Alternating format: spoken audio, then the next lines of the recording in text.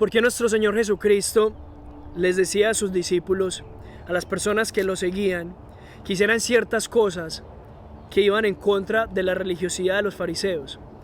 Porque Él siempre iba en contra de ese tipo de religiosidad y se iba más por el tema de más misericordia. ¿Qué dice la palabra de Dios acerca de si Dios habita en templos hechos por manos humanas? ¿Habita Dios todavía en un templo, en un edificio? Es correcto decir bienvenidos a la casa de Dios. Es correcto decir vamos a la casa de Dios. Pues bueno, todo eso está explicado en Mateo capítulo 12, versículo 1 al 8. Así que empecemos a leer. Se llama Los discípulos recogen espigas en el día de reposo. Así que cojan sus Biblias y empecemos.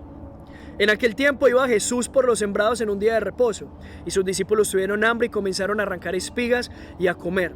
Viéndolo los fariseos le dijeron: he aquí tus discípulos hacen lo que no es lícito hacer en el día de reposo. Pero él les dijo: ¿no habéis leído lo que hizo David cuando él y los que con él estaban tuvieron hambre? Cómo entró en la casa de Dios y comió los panes de la proposición, que no les era lícito comer ni a él ni a los que con él estaban, sino solamente a los sacerdotes. ¿O no habéis leído en la ley como en el día de reposo los sacerdotes en el templo profanan el día de reposo y son sin culpa? Pues os digo que uno mayor que el templo está aquí. Y si supieseis lo que significa, y si supieseis qué significa misericordia quiero y no sacrificio, no condenaríais a los inocentes, porque el Hijo del Hombre es Señor del día de reposo.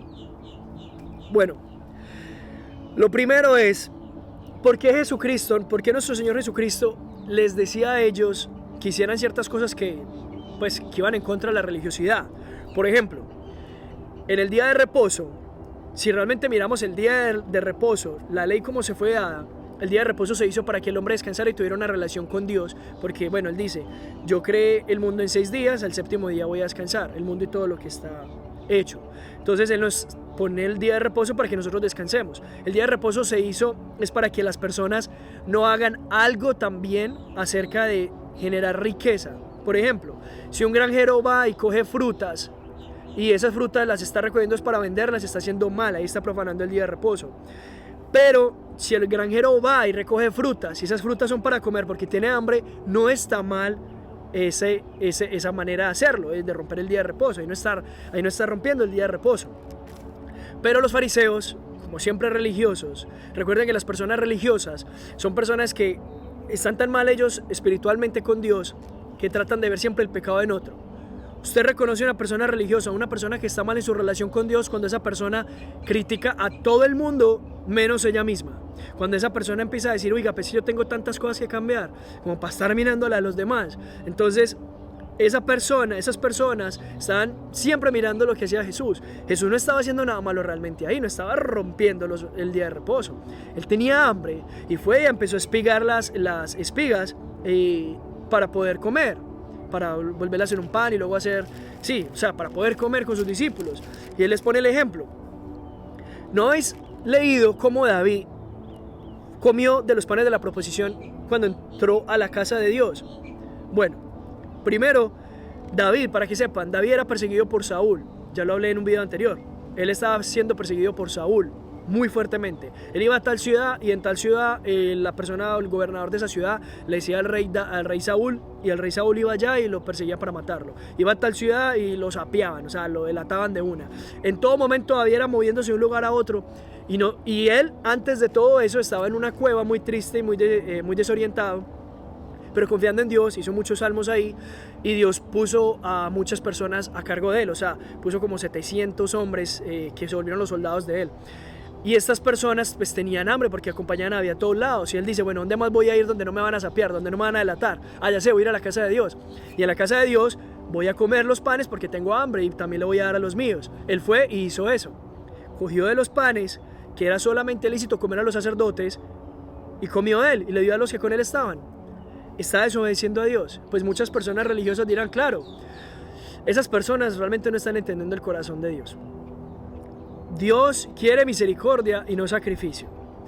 David tenía que comer y Dios entiende nuestras necesidades. No estoy hablando y no estoy justificando cosas como: es que yo tuve que matar para poder comer, es que yo tuve que, perdón por la expresión, vender mi cuerpo para poder comer. Es que yo tuve que mentir para poder comer. Eso es pecado. Usted no puede justificar el pecado para decir que tengo que comer, entonces voy a cometer ese pecado. Eso está mal. Estás haciendo las cosas mal, estás tergiversando. Lo que la palabra de Dios nos habla es sobre algo más religioso. Los mandamientos son mandamientos. Y usted sabe que cuando usted los rompa, sea como sea, los está rompiendo y está haciendo las cosas mal. Pero esto es algo más religioso. Entonces, él comió y fue sin culpa. David no cayó muerto. David no murió ni tuvo una maldición y Dios se enojó con él por comer de los panes. Entonces, nuestro Dios nos está mostrando varias cosas acá. Aquí dice, por ejemplo, que entró a la casa de Dios. ¿Cómo así que la casa de Dios? No, pues que Dios no habita en templos hechos por manos humanas. Entonces, ¿Dios sí habita en los templos o no habita en los templos? Bueno, si vamos más adelante en el Nuevo Testamento, dice muy claramente, Dios no habita en templos hechos por manos humanas. Entonces, mis amigos, para los que creen y todavía piensan de que, o dicen, bienvenidos a la casa de Dios, vamos a la casa de Dios, Dios no habita ahí. Dios no está en un edificio, Dios no está en una bodega, Dios está en cada creyente, no en un edificio. ¿Cómo usted le va a construir un edificio a Dios? O sea, si Dios, ¿cómo usted va a contener al creador de todo? Si el mundo es el estrado de los pies de él, si en el cielo está su trono, o sea, ¿cómo? Y ustedes dicen, pero es que en el Antiguo Testamento se hacía así. Sí, en el Antiguo Testamento Dios le dijo a Moisés que hiciera el tabernáculo donde ellos iban y ofrecían los sacrificios, porque Dios sí habitaba en ese lugar antes de que viniera Jesucristo. Dios habitaba ahí, y ahí sí obviamente está la presencia de Dios, se tiene que ir con mucha reverencia porque ahí estaba Dios. Pero ahora no es así. En el momento que Jesucristo murió, cuando ustedes cuando más adelante vamos a ver, creo que es en Juan que lo dice, el velo del templo. El velo es donde estaba, luego les voy a explicar bien acerca del tabernáculo, pero en el tabernáculo había un lugar donde solamente había un velo donde cubría para llegar a la presencia donde estaba Dios, ¿cierto? Pues bueno, cuando Jesucristo murió, ese velo se rasgó de arriba a abajo, no se rasgó de abajo a arriba. ¿Por qué de arriba a abajo? Pues primero lo rasgó Dios, no lo rasgó una persona que llegó por querer mostrar de que Jesucristo sí tenía la razón, y cuando él murió fue y rasgó el velo de abajo hacia arriba, como para decir que Dios ya no habita ahí. No, Dios mismo lo rasgó. Dios rasgó el velo al decir, yo ya no habito acá. Yo ya no habito acá, yo ya no habito en este templo. Entonces el velo se rasgó de arriba a abajo para mostrar que Dios ya no había nada de que santidad, ni ya no estaba Dios ahí. Entonces, ustedes dicen, entonces, ¿cuál es el templo de Dios? Mis amigos, nosotros, los creyentes, somos el templo de Dios. Nosotros somos el templo santo de Dios. Por eso, antes de que ustedes piensen, no diga palabras en la iglesia o no hable chismes en la iglesia, eso es un templo. Y obviamente no estoy diciendo que está bien hacer eso. Está muy mal hablar mal y decir palabras en el templo y todas esas cosas. Pero no se vayan por la parte religiosa. Eso es un edificio, eso es una pared con tornillos, con sillas. Eso no es el templo de Dios. Lo que usted sí tiene que cuidar es esto, el corazón. El templo de Dios es usted. Usted tiene que cuidar qué está viendo. Si está viendo pornografía, si usted está viendo cosas de violencia, si está viendo cosas que no le agradan a Dios, si usted está escuchando música profana, escuchando música, no sé, sexual o música violenta, usted tiene que cuidar lo que está hablando, de quién está hablando mal, qué chisme se está creando en su corazón o qué odio, contienda hay en su vida. Eso es lo que usted realmente tiene que cuidar. Porque si usted es salvo y usted tiene el Espíritu Santo de Dios, usted es el templo de Dios. Y esto sí es profanado. ¿Y cómo lo profana? Pues cuando usted tiene relaciones sexuales fuera del matrimonio, cuando usted ve pornografía, cuando usted, perdón que lo hable, pero tengo que decirlo, cuando usted cae en masturbación, cuando usted consume drogas, cuando usted consume alcohol, cuando usted hace todo lo que la Biblia realmente nos está mostrando a nosotros que es pecado y que está mal hecho hacerlo. Recuerden, ¿ustedes cómo saben que algo está bien o no está bien hacerlo? Pues la mejor manera de saberlo es pasarlo por el filtro de la palabra de Dios, y la palabra de Dios dice, todo lo que ustedes hagan, piensen, ¿esto le da la gloria a Dios o no le da la gloria a Dios? Porque si no le da la gloria a Dios, mis amigos, no lo hagan. Si eso que ustedes están haciendo no le da la gloria a Dios, no lo hagan. Punto. Porque así están profanando el verdadero templo de Dios, que son cada uno de ustedes, cada uno de nosotros.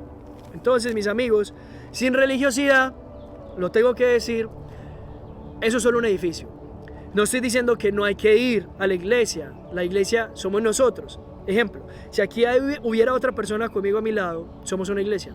Donde 2 o 3 estén reunidos en mi nombre, ahí estaré yo reunido con ellos.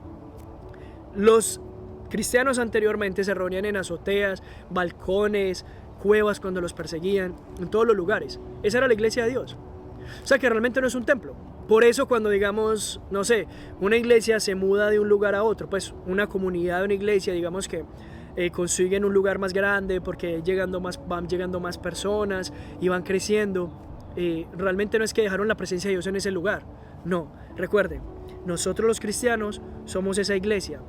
Y eso sí se los digo, mis amigos. Hay personas que tergiversan mucho esto también y dicen, pues si Dios no habita en templos hechos por manos humanas y nosotros somos el templo de Dios, entonces yo no me voy a ir a congregar, yo no voy a ir a la iglesia para no sé, para conocer de Dios, porque yo puedo aquí leer la Biblia y ya. Mis amigos, en la Biblia dice, no tomen por costumbre lo que ellos están haciendo, que es dejando de reunirse, dejando de congregarse. Nosotros no podemos dejar de ir a la iglesia. Nosotros no podemos dejar de congregarnos, de tener comunión con los hermanos. Yo acabo de llegar de la iglesia. Yo estaba ahorita en el estudio de oración. Escuchamos la palabra de Dios y oramos a las 6 de la mañana, todos los miércoles. Y es algo hermoso porque uno aprende, se nutre y aparte ora y conoce y habla con los hermanos y un montón de cosas más. Es importante ir a la iglesia. Yo voy a la iglesia miércoles, sábado, domingo y creo que voy a empezar a ir también los lunes.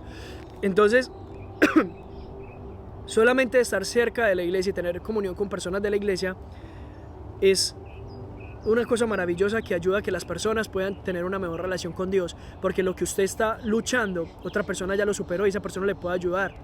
O lo que usted ya superó, una persona está en necesidad y usted lo puede ayudar a nutrir, a enseñarle sobre algo. Entonces, realmente, nosotros tenemos que ir a congregarnos, pero sacándonos de la idea, de la imagen de la cabeza, de que Dios habita en ese lugar en vez de habitar en nosotros, y dándole mayor prioridad y santidad a las paredes de la iglesia, y las paredes tan hermosas, aquí habita Dios. No. Esto es lo que hay que cuidar. Cada uno de ustedes es el templo de Dios. Cuando Jesucristo murió, ustedes pasaron a recibir el Espíritu Santo de Dios y se arrepintieron de sus pecados. Dios no habita en templos hechos por manos humanas. Dios habita en cada creyente. Lo tenía que hacer así de largo, pero para que entendieran, porque hay muchas personas que, bueno, no lo saben, o bueno, hay muchas personas que incluso van a decir, este muchacho no me gusta cómo habla, esta persona, lo que sea, puede que no les guste, pero no lo digo yo, lo dice la Biblia, así que léanla. Y cuando la lean se van a dar cuenta de lo que estoy diciendo. Entonces, y aquí lo dice obviamente, o sea, porque os digo que uno mayor que el templo está aquí, obviamente eso se está diciendo, yo soy Dios, yo fui el que creé todo esto, o sea, ¿cómo no voy a poder llegar y comer con mis discípulos? Pero ellos todavía no estaban, o sea, ellos no creían porque ellos tenían el conocimiento entenebrecido, porque están viviendo religiosamente, están pensando que Jesucristo no era Dios. Entonces, tanto que Él les dice, si su buey se cae en un hueco, en un hoyo, ustedes no lo van a recoger porque es el día de reposo. Y se quedaban callados. O sea, al punto de la religiosidad ha llegado eso, de que ellos no digan y tengan la misericordia de decir, venga, es que ese animalito está muriéndose en ese hueco, ¿cómo no lo voy a recoger en el día de reposo? ¿Cómo no lo voy a recoger? ¿Acaso eso ofende a Dios? Eso no ofende a Dios. Entonces, aquí dice, misericordia quiero y no sacrificio. Entonces, nosotros, dice, misericordia quiero y no sacrificio. Dice, pues os digo que uno mayor que el templo está aquí. Y si supieseis qué significa misericordia quiero y no sacrificio, no condenarías a los inocentes, porque el Hijo del Hombre es Señor del día de reposo. Entonces, ¿cómo así que condenarías a los inocentes? Porque nosotros con nuestra religiosidad y nuestras leyes del mundo, que no son leyes siquiera que están en la Biblia, y nuestras creencias, porque yo opino y yo creo que es así, o yo creo que Dios lo quiere así, No se guíen por su corazón, ya lo he hablado, su corazón es malo y perverso, como el mío, más que todas las cosas, solo Dios lo puede escudriñar. Nuestro corazón es malo, no se guíen por eso. Si nosotros nos guiamos por nuestra religiosidad, vamos a hacer que las personas que están a nuestro alrededor, o sea, prácticamente las estemos alejando de Dios, las estemos alejando más, porque ellos van a decir, no, este es un religioso ahí todo raro, o lo que sea, o es todo místico. Hay gente que se va por un lado muy... O sea, se va por un lado totalmente religioso malo. Nosotros no tenemos una religión, señoras y señores.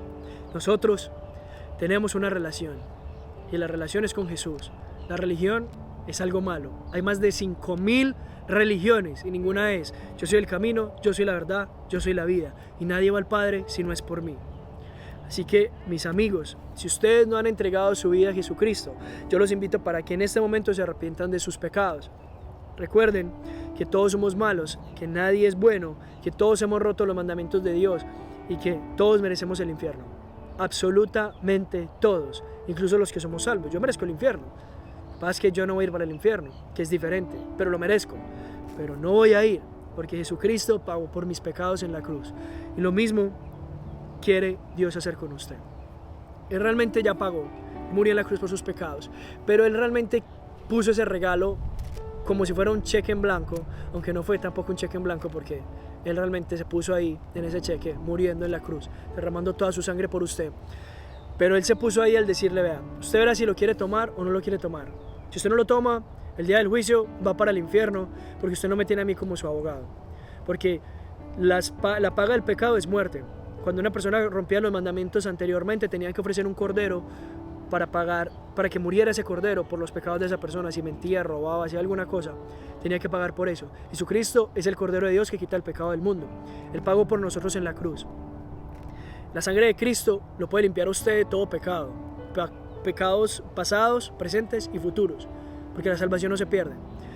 Él pone el Espíritu Santo sobre usted, lo hace hijo de Dios, que ese es, mejor dicho, es una cosa espectacular, que usted sepa que es hijo de Dios. Pone el Espíritu Santo de Dios en usted, lo hace hijo de Dios.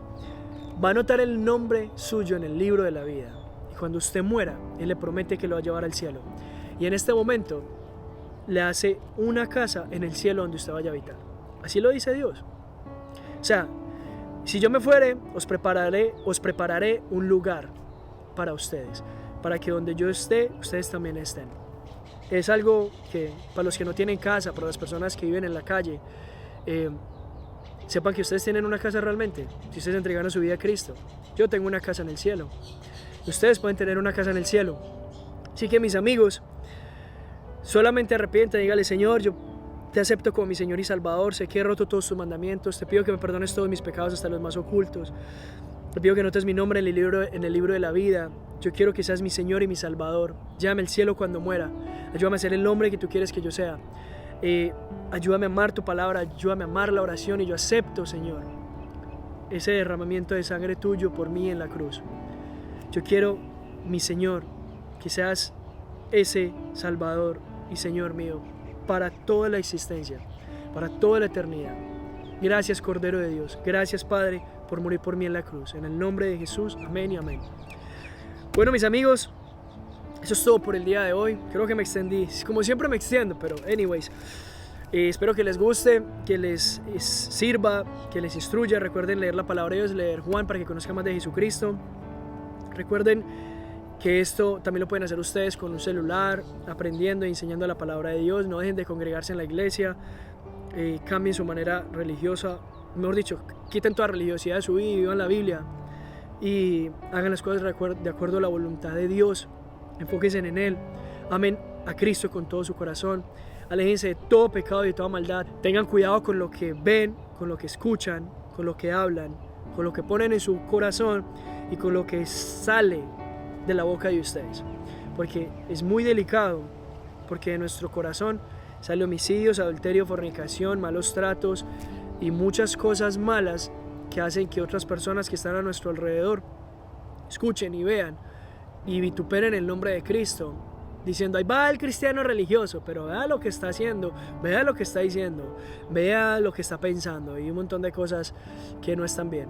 Así que, mis amigos, dejemos el nombre de Cristo en alto, hagamos las cosas conforme a su voluntad. No olviden suscribirse si les gustó el video, darle like, compartirlo. Y eso es todo por el video de hoy. Muchas gracias por ver este video y nos vemos mañana con otro video. Dios los bendiga. Chao.